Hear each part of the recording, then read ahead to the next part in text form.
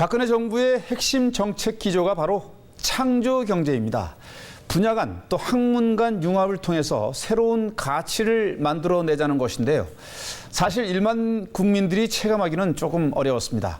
그런데 최근 정부가 국민이 참여할 수 있는 창조 경제의 창구를 만들었습니다. 바로 창조 경제 타운이라는 온라인 공간인데요.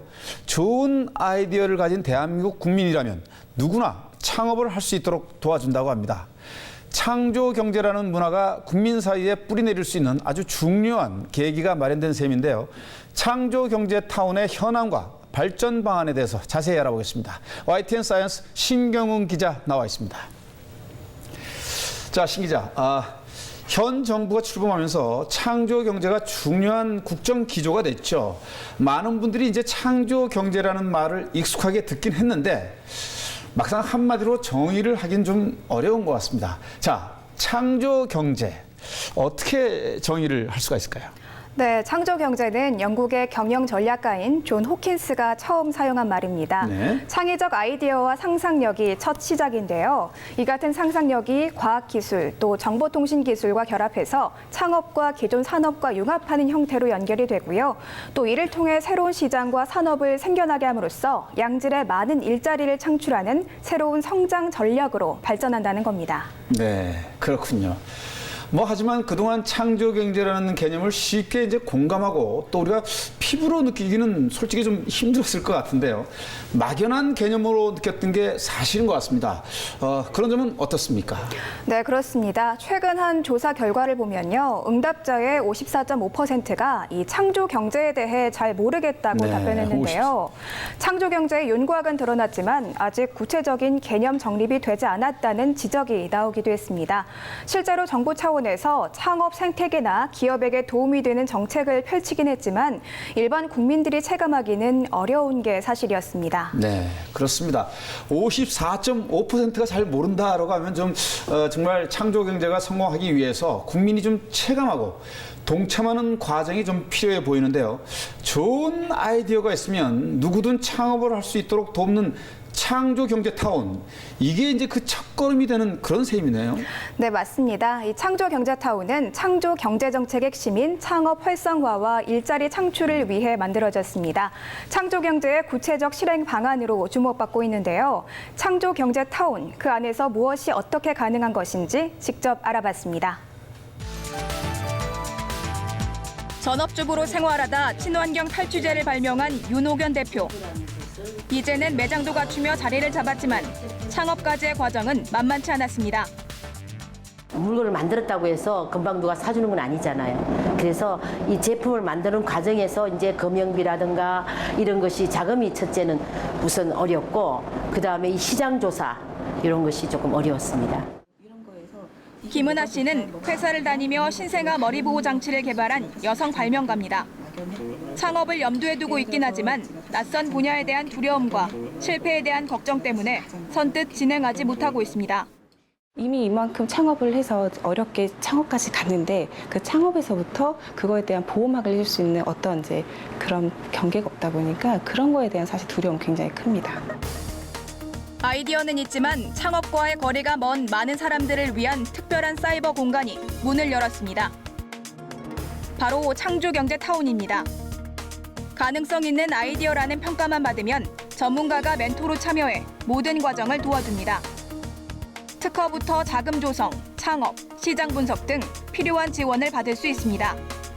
창조경제타운은 국민, 기업 등 다양한 경제 주체가 참여해 자유롭게 아이디어를 제안하고 발전시키는 공간으로 창조 경제를 실현할 아이디어가 구현되는 플랫폼인 셈입니다.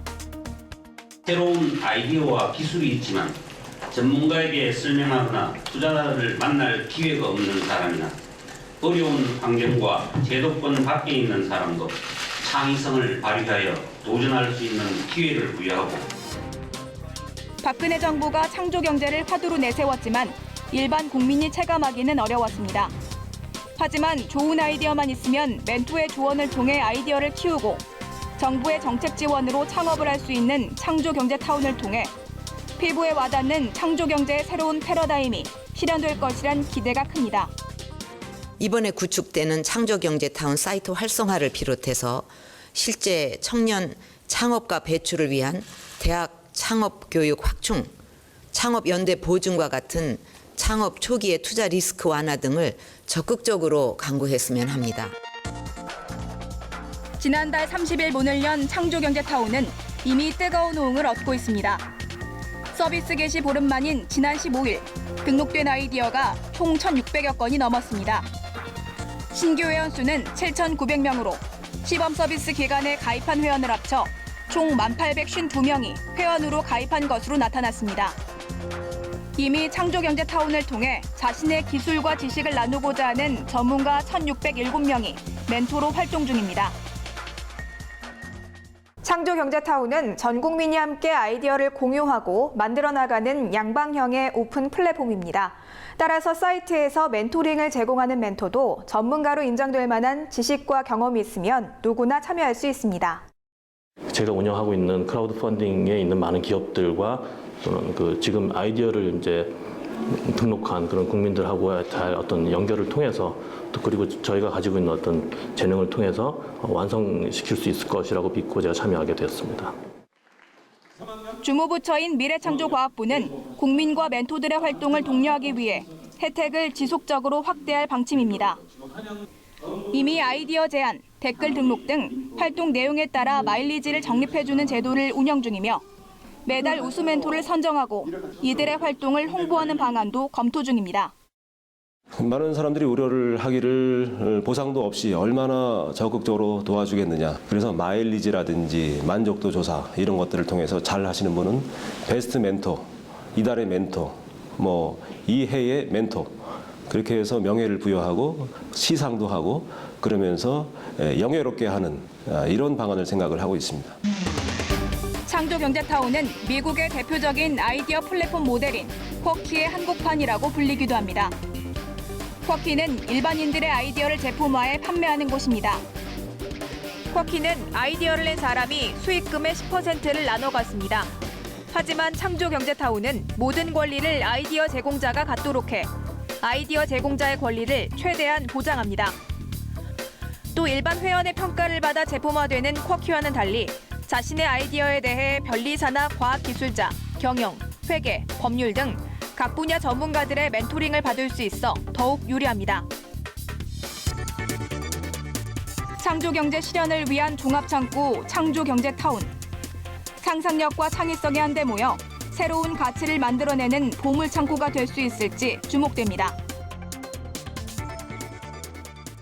네, 정말 대단하네요. 우리 창조경제타운에 대한 시민들의 호응이 정말 놀랍습니다.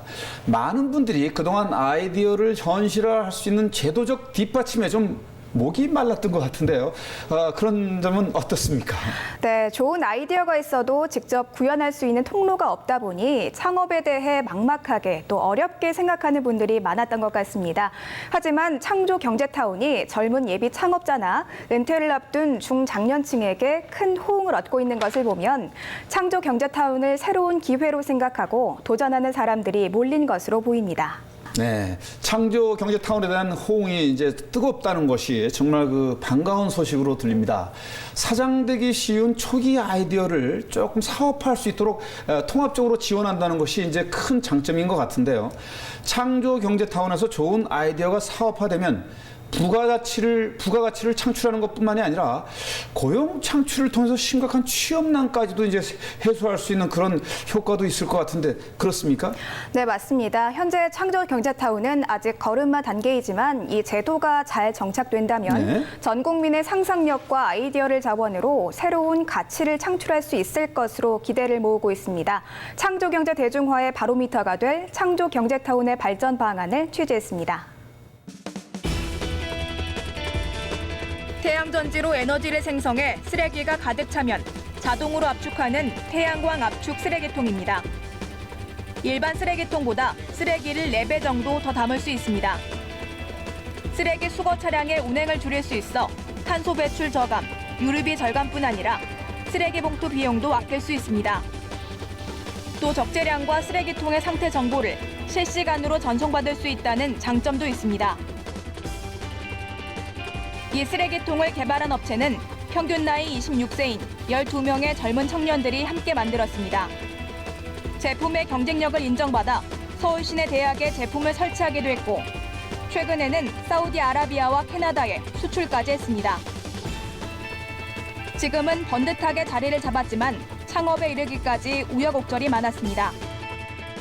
제조 분야에서 뭔가 새롭게 뭔가를 해보려고 하는데 과거에 제조 분야에서 뭔가 일했던 경험이라든지 이런 것들이 많이 부족하다 보니까 처음에 시제품을 어디 가서 제작을 해야 되고 이걸 어떻게 이렇게 기구를 발전시켜 나가야 될지 굉장히 막막해서 처음에 막연하게 되게 뭐 그냥 청계천에 찾아가면 되겠지 이런 식으로 진행을 했었는데 이들에게 중소기업청이 운영하는 창업 선도대학은 막막했던 창업 과정에 좋은 길잡이가 됐습니다. 제품 개발 비용 지원뿐 아니라 전문가들의 멘토링을 받을 수 있었기 때문입니다. 기업을 이끌고 있는 권순범 씨는 과거 자신의 경험에 비춰볼 때 창조경제타운이 신선한 아이디어로 승부하는 스타트업 기업 확산에 큰 도움이 될 것이라고 말합니다. 창조경제타운이라는 게 이제 아이디어만 있는 분들이 실제로 이제 구현을 하는 단계에서도 여러 가지 도움을 많이 주는 걸로 알고 있는데 그런 것들이 도움이 될 것 같고 저희 때도 만약에 있었으면은 저희도 좀 충분히 활용을 해서 제작을 해보려고 노력을 했을 것 같아요. 서울의 한 대학교 창업 동아리. 창업에 대한 강의를 듣는 학생들의 표정이 사뭇 진지합니다. 일주일에 한 번씩 창업 세미나를 열며 창업 경험담을 공유하기도 하고 창업 아이디어 선정과 사업계획서 작성 방법 등을 배우며 창업 준비를 하고 있습니다. 창업 동아리를 이끌고 있는 이상민 씨. 남들과 다른 일을 하고 싶다는 생각에 1년 전 창업에 도전했지만 실패했습니다. 다시 창업을 준비하고 있는 상황에서 사업에 필요한 정보를 얻을 수 있고 여러 전문가들의 조언을 구할 수 있다는 점 때문에 창조경제타운에 참여하게 됐습니다. 창업 동아리 회장으로서 창업에 대해 관심이 많은 학생인데 전공이 이제 기계과이기 때문에 창업을 했을 때 뭐 법률 지식이나 세법이나 홍보 마케팅 부분에 대해서 많이 약해요. 그런 거에 대한 조언을 창조경제타운에서 좀 얻고 싶어서 창조경제타운에 참여하게 되었습니다. 창조경제타운은 예비 창업가들의 신선한 아이디어가 세상에 나올 수 있도록 도울 뿐 아니라 중소기업의 경쟁력 제고에도 큰 도움이 될 것으로 기대를 모으고 있습니다. 창의적 아이디어나 신기술을 활발하게 사업에 접목한다면 중소기업의 발전, 더 나아가 경제 발전의 원동력이 될 수 있기 때문입니다. 기업체, 그다음에 국민, 그리고 전문가, 그리고 그걸 또 사업할 수 있는 그런 공간이 있다는 거, 그런 게 다 합해지면 정말 지금까지 보지 못했던 어떤 창조 경제의 아주 핵심적인 공간이 되지 않을까? 특히 이제 우리나라에 지금 이제 새로운 어떤 제2의 도약을 할 수 있는 그런 공간이 될 것 같아요.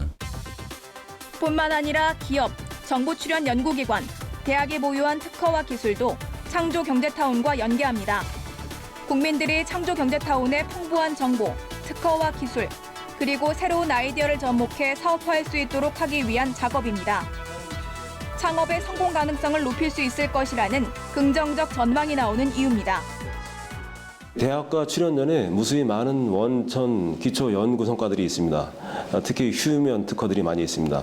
이런 것들은 일반인들의 아이디어와 접목을 시켰을 때 발전 가능성들이 있습니다. 하지만 앞으로 풀어야 할 숙제도 남아 있습니다. 아이디어 보호 장치와 사업화에 따른 권리 배분 문제 등 세부 지침은 다소 추상적이라는 평가가 나오고 있기 때문입니다.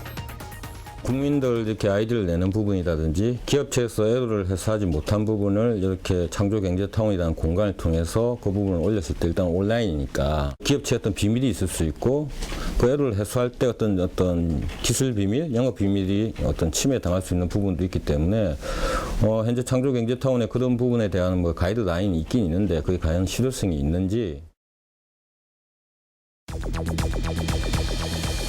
전 국민의 참신한 아이디어를 구현하는 쌍방향 오픈 플랫폼 창조경제타운.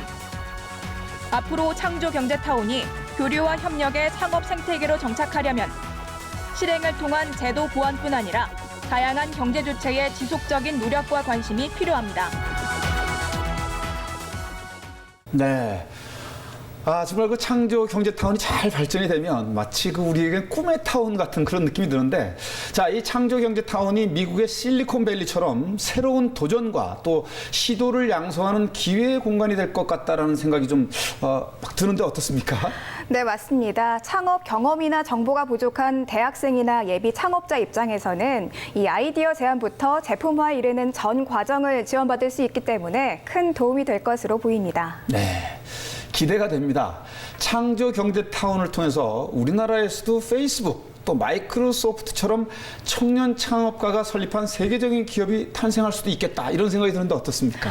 네, 그렇습니다. 현재 전국에 18개의 창업 거점 대학이 있고 또 대학 창업 동아리의 수도 1,833개나 된다고 합니다. 대학생 예비 창업자도 전년보다 50%나 증가해 22,463명에 이른다고 하는데요. 앞으로 창조 경제타운이 더욱 활성화된다면 이 같은 창업 열기를 더욱 북돋을 수 있을 것 같습니다. 네, 꼭 그렇게 됐으면 좋겠습니다. 우리의 역사를 돌아볼 때 아이디어가 새로운 기술을 만들어내고 세상을 바꾼 그런 경우가 많았습니다. 축음기를 발명했던 에디슨도 그랬고, 또 치구기를 만든 장영실도 창의적인 아이디어를 통해서 당시 사회에 긍정적인 그런 영향을 끼쳤습니다. 자, 그렇다면 창의적 아이디어를 구체화하는 일이야말로 무엇보다 중요하지 않을까요? 앞으로 창조 경제타운을 통해서 창조 경제가 실현이 되고 전 국민의 창의성이 마음껏 발현되길 바라겠습니다. 신경원 기자, 수고하셨습니다.